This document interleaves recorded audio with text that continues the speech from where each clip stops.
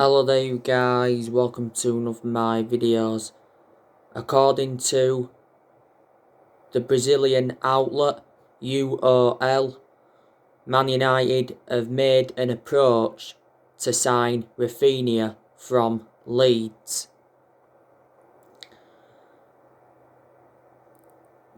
This is Raphinha's debut season with Leeds. He's played 21 games, he's scored 5 goals and he's provided 5 assists. Liverpool have also expressed an interest in Raphinha. Leeds got him last October from Rennes. They paid £17 million. He's under contract with Leeds until 2024.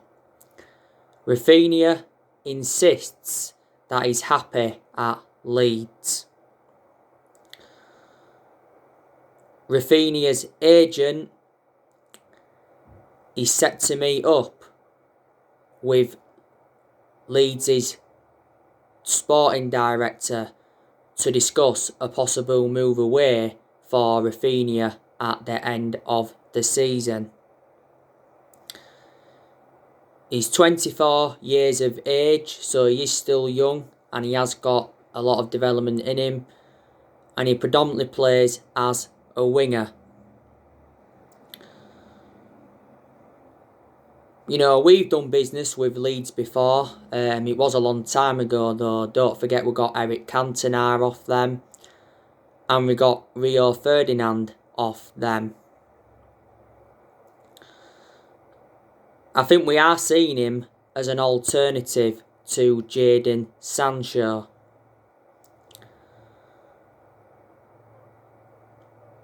Recent narratives have said regarding Jadon Sancho that we are preparing to put a £50 million bid in for him. Sportsbill said a few weeks ago that we're still very interested in Jadon Sancho, but The Athletic said different. The Athletic said we paused our pursuit of Jadon Sancho due to the progress of Mason Greenwood. Not so long ago, we'd been given a Jadon Sancho transfer boost because Borussia Dortmund's CEO made an admission saying that Sancho, Haaland and more Dortmund stars could be sold to avoid financial chaos. Bild said earlier on this season that Dortmund reduced their asking price for Sancho to £88 million, so they'd knocked £20 million off because last summer Jadon Sancho was our number one priority target, and last summer Dortmund's valuation was £108 million, but we was not willing to meet that valuation. I think Man United do need a right winner, but I think a centre-half and a forward are more imperative than a right winner.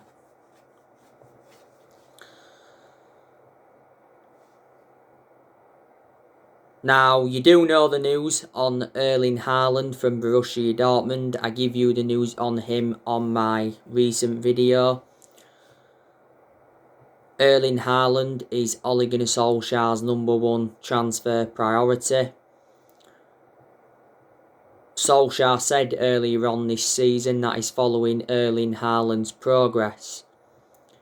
And he said prior to the game against Real Sociedad that he's keeping in touch with Erling Haaland.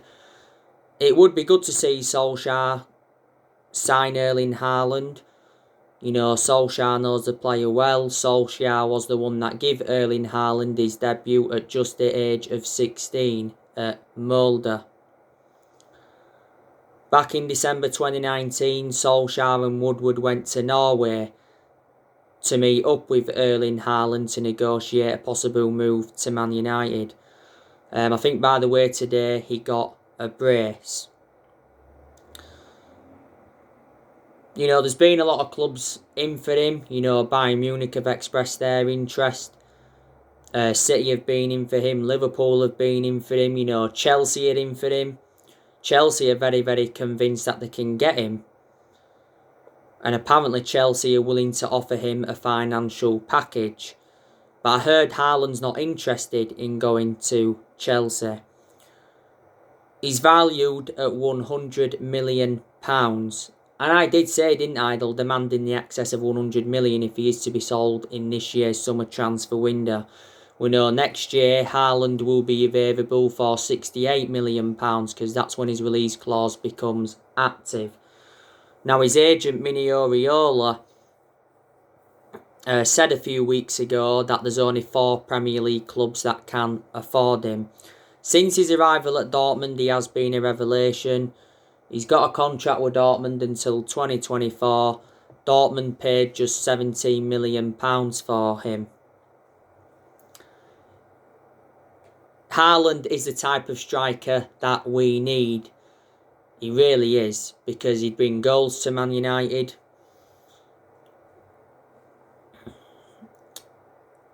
And he can also create chances. Haaland hasn't played in the Premier League, but I think if he came to the Premier League, he would exceed expectations.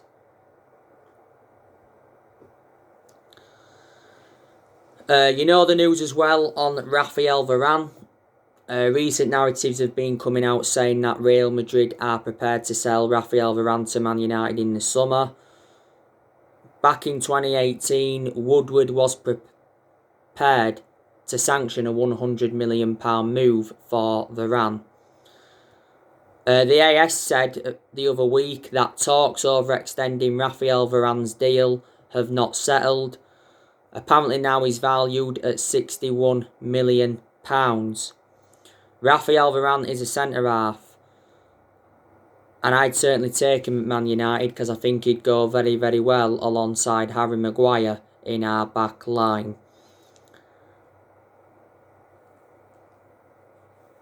Raphael Varane is a world-class centre-half and he's highly experienced. He's 27 years of age. And I can assure if he come to the Premier League, he'd exceed expectations and he'd replicate, what he has done at Real Madrid. Varane's been a long-serving player at Real Madrid. He's been with them 10 years. He's won 18 major honours and he's made over 300 appearances. Real Madrid paid €10 million for him from Lens back in 2011. And you do know the news on Jules Koundé from Sevilla.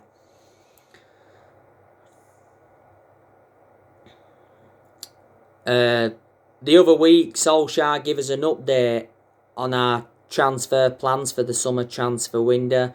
He said he's only interested in bringing in players that would be a perfect fit for the club. I'm expecting us to make around 3 or 4 signings in the summer. This year's summer transfer window is the biggest in Ole Gunnar Solskjaer's managerial career. And the board must back Ole Gunnar Solskjaer in the summer transfer window. Because I don't think the board have backed Solskjaer enough so far. Ole has endured 4 transfer windows as permanent Man United manager. He has made good signings, but he hasn't got all the players what he wanted to recommend in as yet. So hopefully that changes in the summer.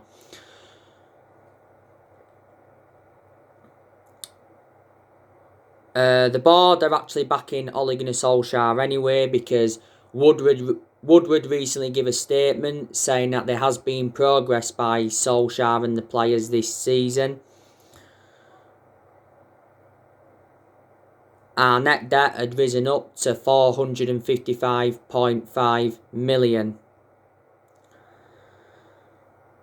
And our board have got a soft stance on Solskjaer, obviously with him being a club legend. But Woodward has come out several times to show his support for Ole.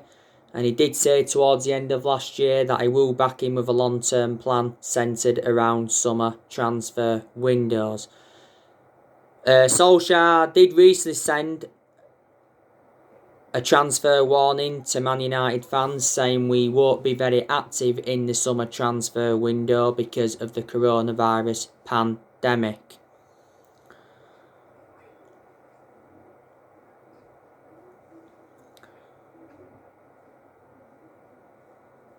I said it was a disappointing January transfer window for us because we only saw one arrival, and that was Amad Diallo Traore, but Solskjaer did say a few times during the January transfer window that he wasn't expecting any signings. Like I've said to you, we're going to sell quite a few players in the summer transfer window. Juan Mata, I'm expecting him to leave. Solskjaer did say prior to the game against Real Sociedad, he's not surprised that Juan Mata's linked to a move away from the club. I heard that there's been 3 Italian clubs interested in Juan Mata. Juan Mata's current contract expires in the summer, but there's also an option to trigger his contract for a further year. Earlier on this season, Mata rejected an 18 million a year contract offer to play in Saudi Arabia. But Mata's had a good career at Man United. He's been at the club over 6 years. You know, we got Mata in a deal worth £40 million from Chelsea in 2014. Mata doesn't get in the team now though, but he's done well in the games he's been involved in this season. A lot of United fans are saying that we need to offload Anthony Martial in the summer because he's no longer good enough to represent the club. He's been out of form for the vast majority of this season as Martial. You know, he's had chances, but he hasn't converted them. You know, Solskjaer's actually backed him to rediscover his form, and he's been impressed with Anthony Martial's work rate. If we sell Martial in the summer, I think we can get around £30 million. Martial was good last season, and he was good in his debut season under the Louis van Gaal era. Martial has been at the club now over 5 years. I think it was last season Solskjaer gave him that number 9 shirt.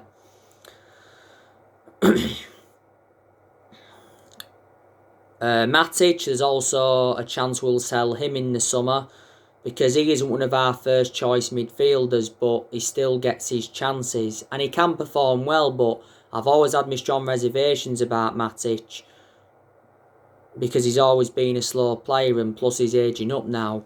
Matic has been at the club almost 4 years. We got Matic in a deal worth £40 million from Chelsea back in 2017. I think it was before the start of this season, Matic signed a 3-year contract with Man United.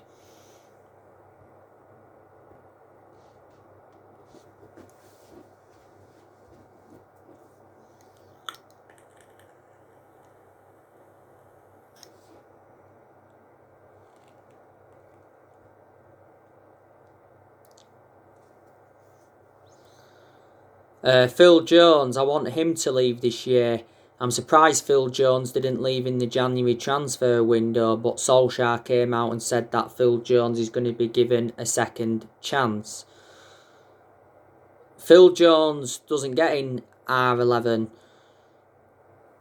You know, he's been out of injury for over a year. This is Phil Jones' 10th season at Man United, so he has been a long servant. You know, he's the only outfield player that's still here from the Sir Alex Ferguson era. I'm also expecting Romero to leave. Solskjaer did say a few weeks ago that he's prepared to sell either De Gea or Dean Henderson in the summer. You know, Ole Gunnar Solskjaer has been facing a goalkeeping dilemma. We are considering selling De Gea in the summer, so we can make Dean Henderson our first choice goalkeeper. Now, De Gea is valued at £50 million. Solskjaer's already warned De Gea that his number 1 jersey is under threat.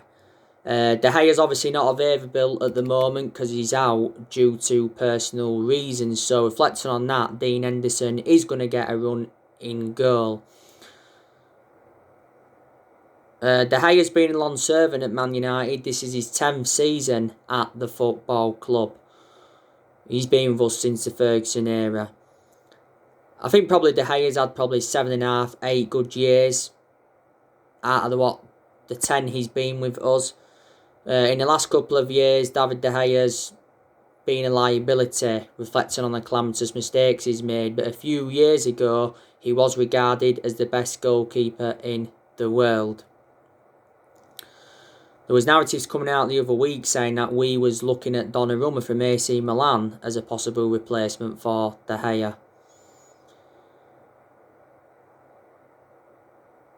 Apparently Dean Henderson wants David De Gea's spot, and I think we should put Dean Henderson as our first choice goalkeeper. He's reliable enough now to become our number one. You know, he's done well in the games he's played in this season, and he did endure 2 successful loans with Sheffield United. Before the start of this season, Dean Henderson signed a 6-year contract with the club, so he committed his future with Man United. Solskjaer admitted earlier on this season that it's becoming more and more difficult to leave Dean Henderson out of the side. The other week he threatened to quit Man United if he's not assured the number one role, and we revealed our asking price and it was £40 million. So there you go.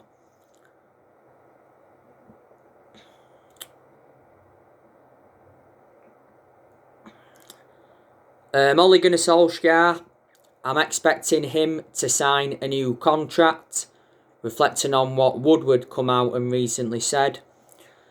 He'll probably sign the new contract at the end of the season. Now, the last time I read up regarding a Solskjaer contract, he said that Solskjaer's future is in doubt because he admitted that nobody spoke to him over a new contract, but he said we will wait until the end of the season to begin contract talks with Solskjaer, and he said we could offer him a new 2-year deal on one condition, that's if we qualify for the Champions League.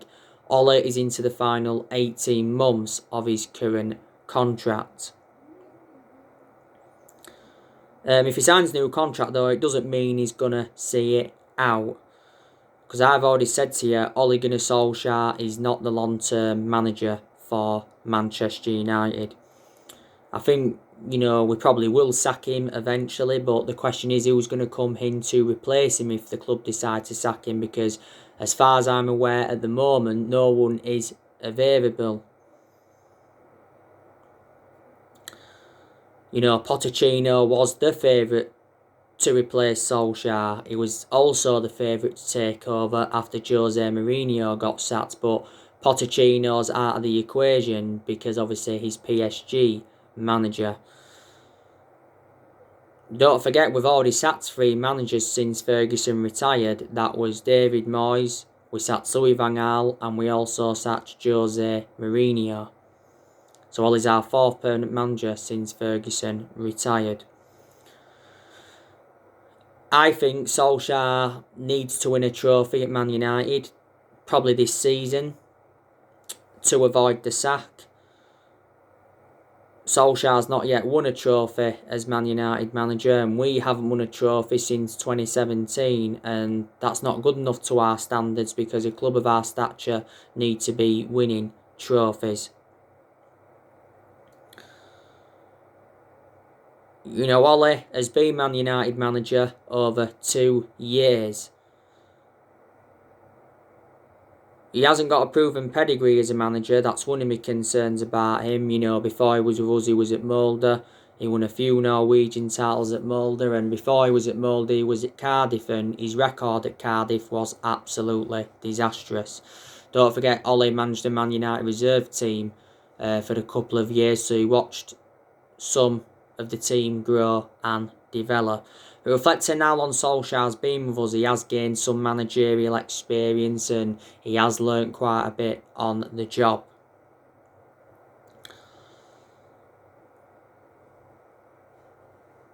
Ole Gunnar Solskjaer needs to start showing tactical flexibility persistently. You know, in some games he shows it, but there's a lot of games where he's being tactically naive, especially in the big games. We've really struggled against the top 6 sides in the Premier League this season. In the vast majority of the games against the top 6 sides, we have drawn 0-0. People say you've got to beat the top 6 sides, or at least some of the top 6 sides, if you are to be genuine title contenders.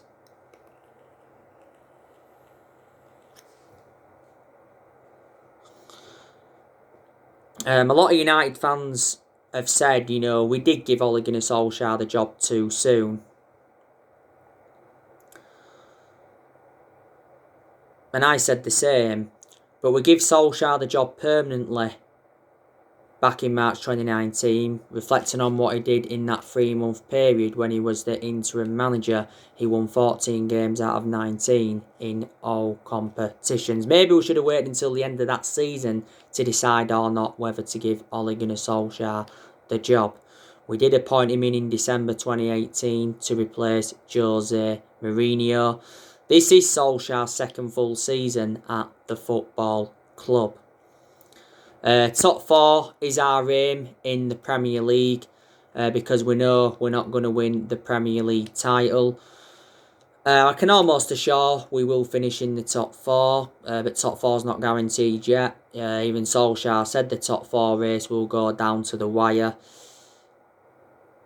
If we finished out of the top 4 this season, that would be a disaster. It really, really would.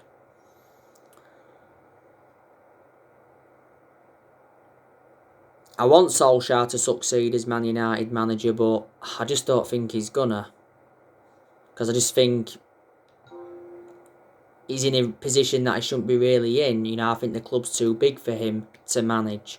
I hate to say that, but I think it's true. We've had good periods under Ollie, don't get me wrong. Where we've actually been very consistent, and in the good periods there's been some games where he's got the best out of the team, and Ollie's also improved certain players. But we've also enjoyed very, very bad periods, where he was lucky not to be sacked. But Solskjaer's been criticised a lot as Manchester United manager. Like I've said, we've got to credit him in some aspects. He's got us to second in the Premier League. At one point he got us top of the league, which was good. He's got us to the FA Cup quarter-finals. He's got us to the Europa League last 16. Got us to the EFL Cup semi-final this season. Lost 2-0 to Man City. Ollie did well last season in his first full season at the club. Got us to 3 semi-finals. Got us qualification for the Champions League and got us third. He spent around £260 million since he come in. He's also got rid of a lot of the deadwood since he got recommended in, and I do also like the way that Solskjaer has promoted the youth, because he's obviously brought more young players into the club and he's given the young players their chances. When Solskjaer got appointed in as Man United manager, he did say, didn't he, that everybody will get their chances to express themselves, including the young players. And to be fair to Ollie, that's exactly what he has done. We've also got a fantastic away record in the Premier League. We are unbeaten in our last 21 away games in the Premier League. We haven't lost away from home for over a year. Solskjaer, don't forget, is inheriting players from other managerial eras. We've spent over £1 billion since Sir Alex Ferguson retired, and we've brought around 37 players in as well. Mistakes have been made since Ferguson retired. That's why we haven't been so consistent. But like I've said to you, no one's going to replicate Sir Alex Ferguson's legacy at the club, and no one's going to last as long as Ferguson did. Ferguson enjoyed a 27-year tenure at Man United, won 30 odd trophies. So Ferguson brought success to the club, but Ferguson didn't settle in straight away because he didn't win out in his first 4 years. Good job he didn't get sacked any time in that 4-year period, because we wouldn't have had any success, if he did, because before Ferguson we was inconsistent. Like I said, these are good players, at Manchester United.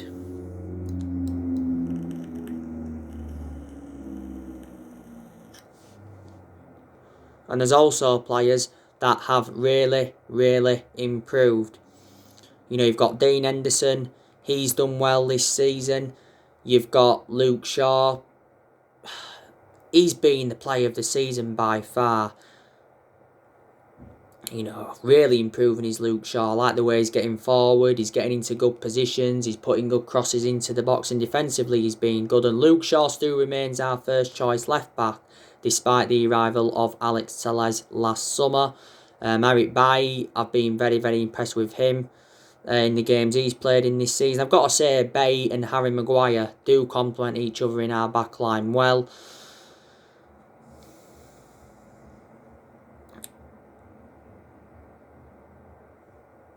And Wan-Bissaka, you know, he's done well in some games this season where he's actually showed more attacking intent. He's got into good positions and he's put good crosses into the box. Defensively, always been superb. Fred, like I said, he's improving. McTominay's a decent player. He's enjoyed good games this season, but McTominay's not at that level as yet. But I'm confident he can emulate to that level where I want him to be at. You know, Paul Pogba, he did very, very well before he got that thigh injury. He really did. And I can't wait till Paul Pogba's back, to be honest with you. He should be back at some point this month. Pogba's out with a thigh injury at the moment. But he is a big miss because we do lack quality in that midfield. We're too defensive without Paul Pogba in that midfield. And Ole has set a new Paul Pogba return date. Ole's hopeful that he will return before the March international break.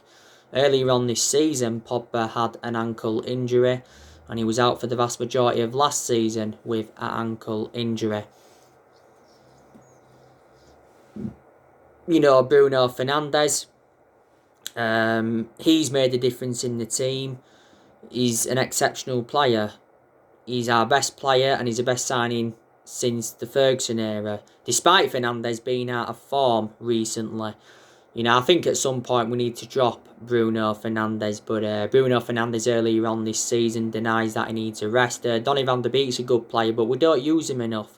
Solskjaer needs to play Donny van de Beek more because he's a good player.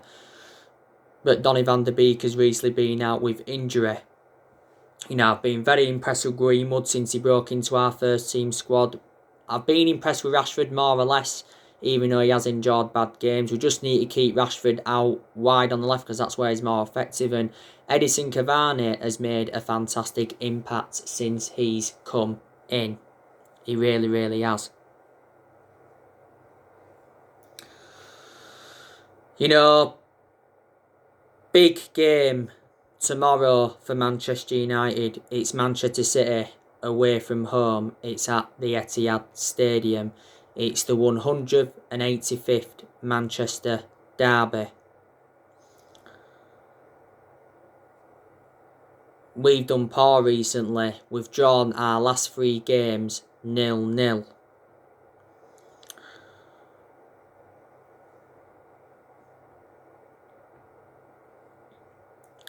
And it's going to be the 3rd time we'll be playing Man City this season because we've already played them twice this season.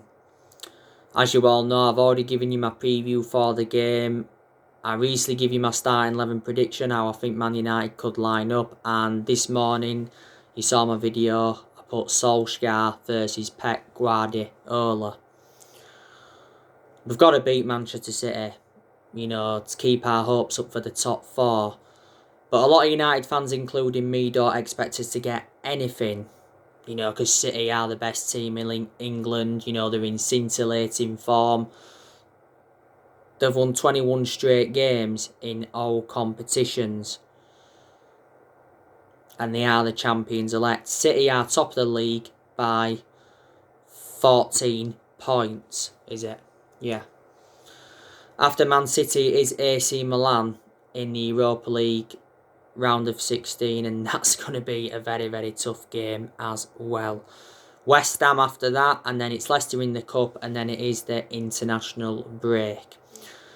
So like I said, it'll be interesting to see how Ole Gunnar Solskjaer approaches tomorrow's game. But tomorrow I do want to see a performance by Man United. I really, really do. So anyway, guys, what do you think to the Raphinha news? Drop your comments, likes below on the channel. If you do, consider subscribe as always. And take care. God bless. See you all again very, very soon. Thanks for watching.